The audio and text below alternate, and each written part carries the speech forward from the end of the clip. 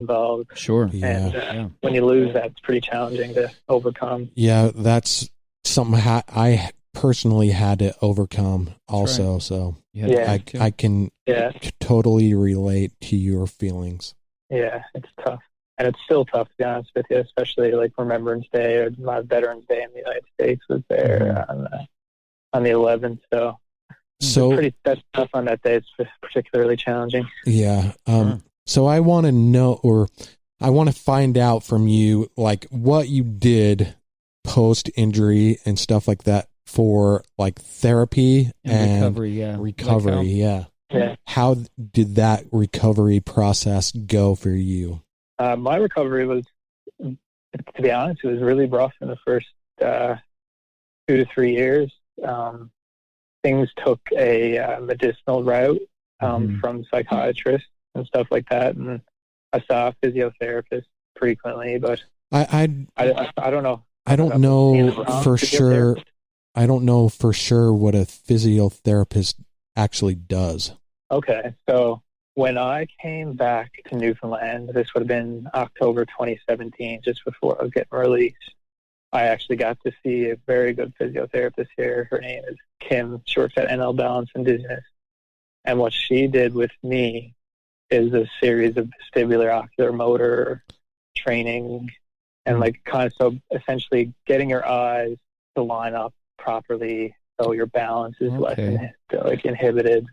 And then there's some heart rate style training, which is called sub-threshold training, which I don't know if you've seen me talk about that before on Instagram. But so a lot of times when you have a TBI, and even a mild TBI, like I was kind of having there, like dysautonomia and POTS can happen. Oh. And I was never really diagnosed with it, but when I look back, I feel like it's probably possible because my heart rate would to like 170. Like I'd sit up, and then like my heart rate would go up to like 170, and then I would get dizzy.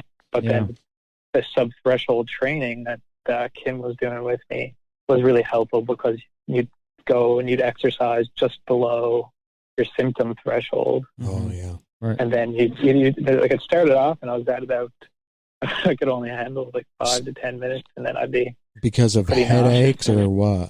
It was mostly headaches, but the dizziness and like nausea was really heavy.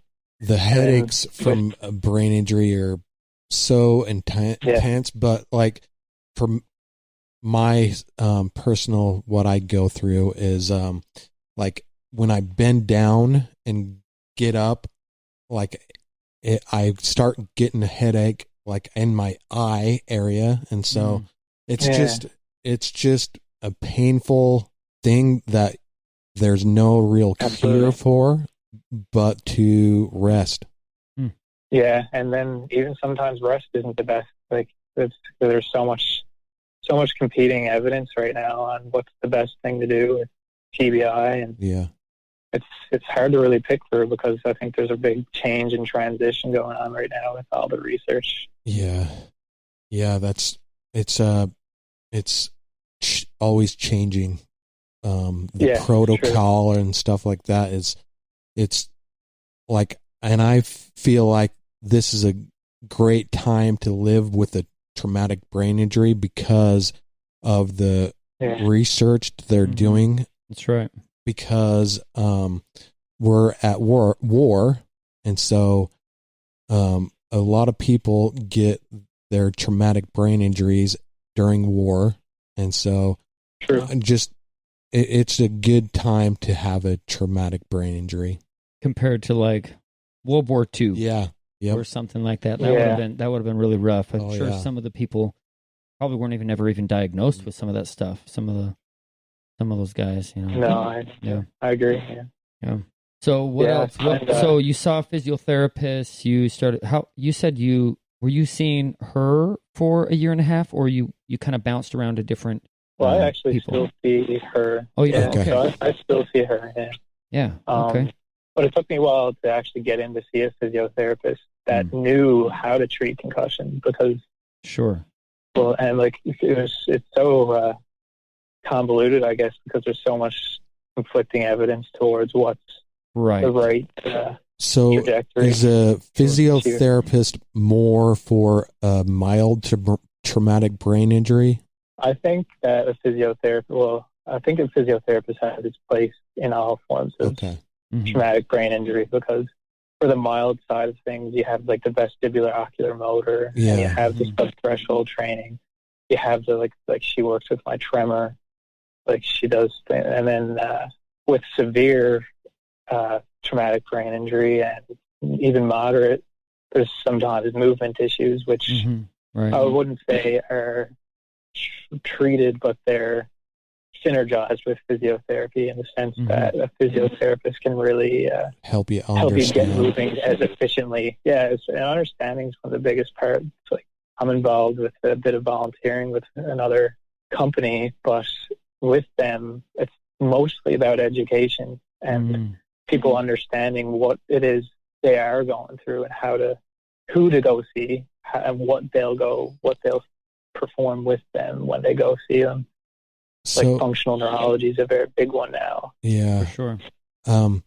I want to find out what other things you did for therapy and stuff like that. And most of the stuff I found I do for my therapy is by myself. So journaling, for example, and that kind of stuff, like writing your task down for the day. Do you do anything like that? I do, yeah. So on my own time, I have 3 calendars. So one's a little pocket one, kind of like what you used to carry in the military and stuff. That's just I can have a quick glance at. And then the one in the phone, that gives me the alarms, and I have a big calendar as well. But I find the most effective thing is really having that pocket one and knowing what's next, and knowing what's end. So because I find scheduling is important for me. But other than that, I do vision boards, which are kind of. I used to think it was kind of weird, and if the pre-injury Blair was here, he'd probably make fun of me. But I think that the vision board really is helpful. Yeah, for sure. Well, I like that. It helps you. Well, having a plan always helps you. No matter if it's for one single day or a month or a year or whatever. Yes.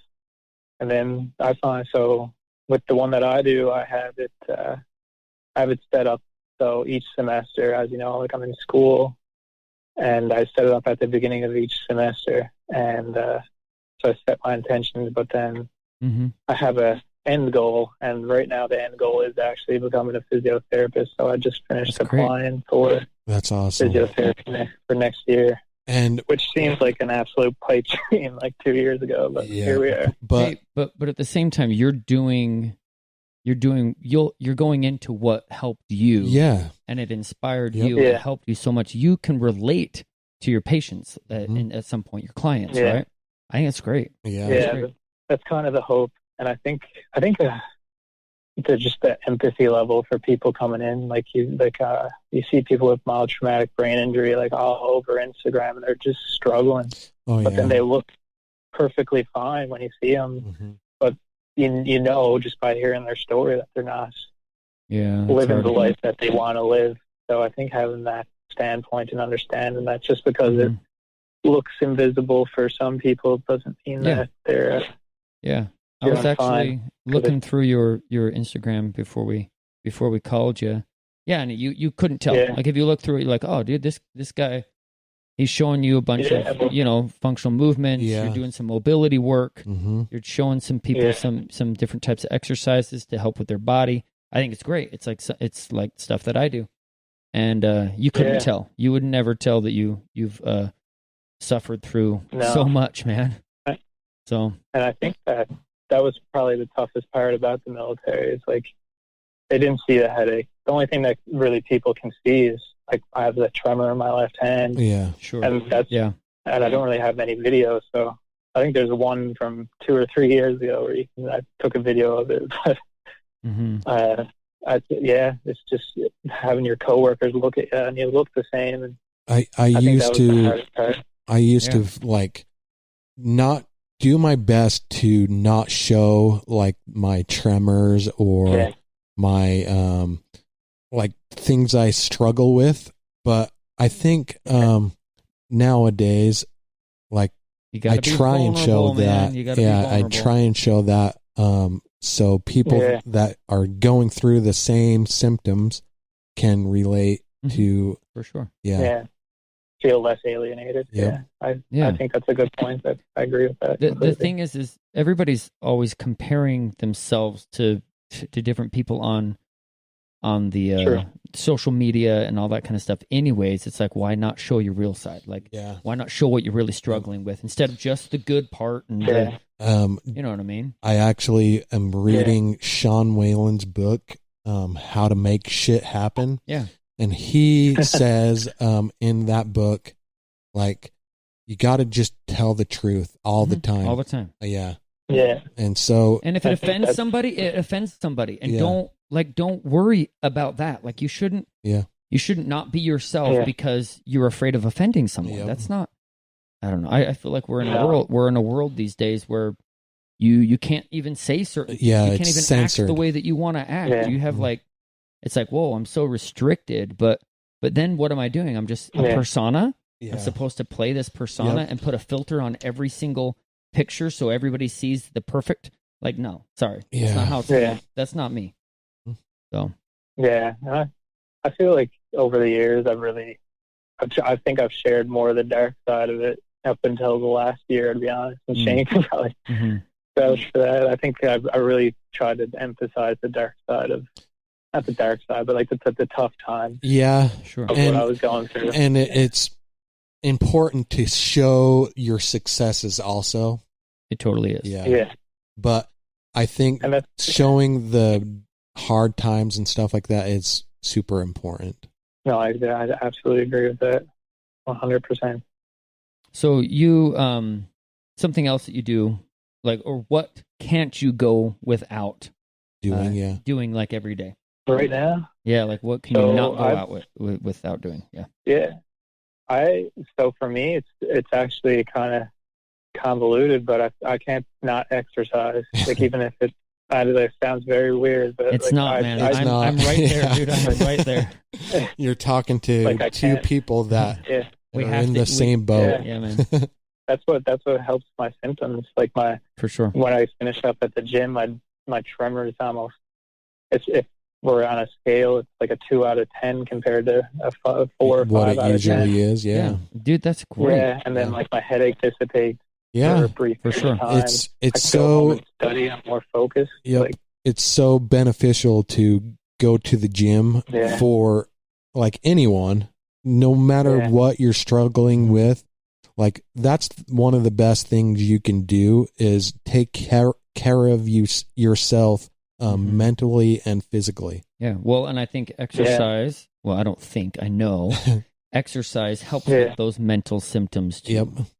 It's my depression. Dude, it is my depression and anxiety medication.